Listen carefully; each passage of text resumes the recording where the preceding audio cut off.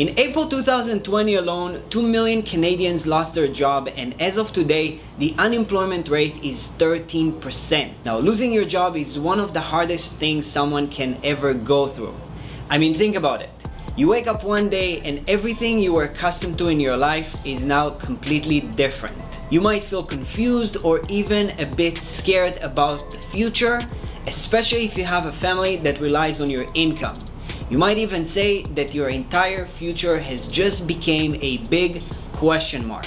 Hi, my name is Koby Lerner and I'm part of one of the top wealth management teams in the country.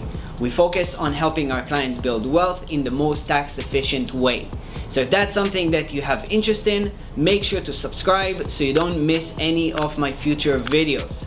Also, make sure to like these videos if you find it helpful. It really does help with the YouTube algorithm. Although losing your job may seem like the end of the road, things usually tend to work out.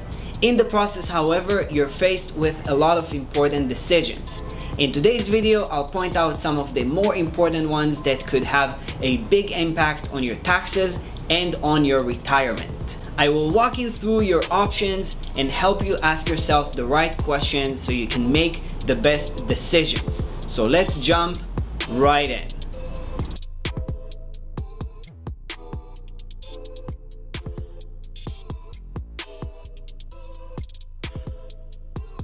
In most cases, when a termination happens, there is a severance package in place.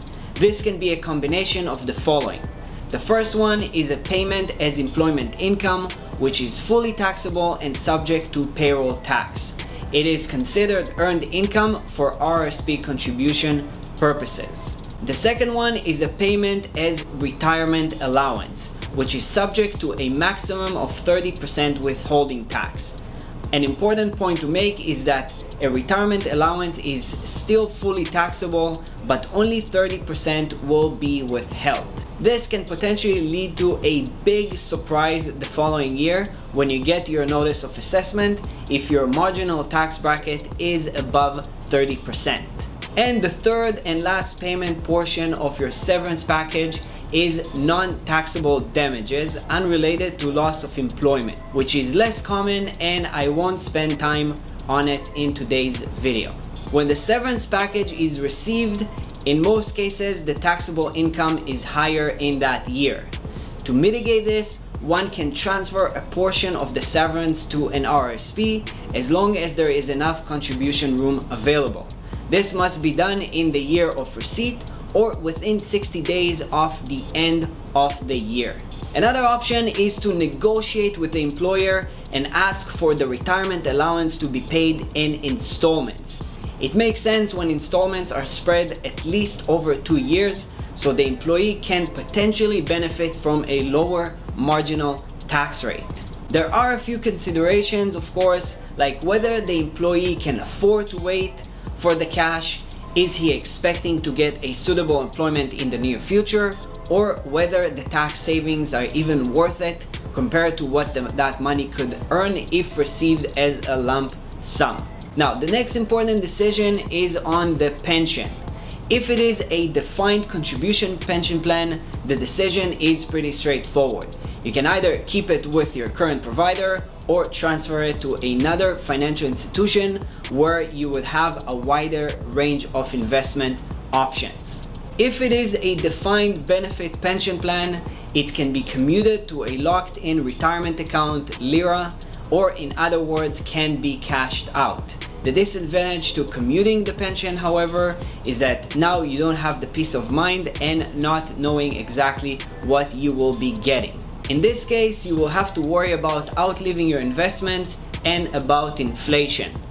Also, another disadvantage is that in the case of rich benefit plans, not everything can be transferred to a LIRA and the surplus amount will be taxed as income. The advantages of commuting, on the other hand, are that you are now gaining control over your investments and potentially enjoying a higher growth. It will also provide security from underfunded pension funds. Commuting the plan will also allow to leave the money as inheritance, unlike receiving a pension that goes away at the estate. Flexible unlocking options allow individuals in the province of Ontario to access up to 50% of the funds before the age of 65.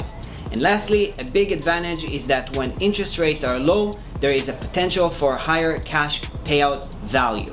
This is due to the fact that pension funds use the interest rate in the process of calculating how much money they need now to pay you a certain amount of money in the future.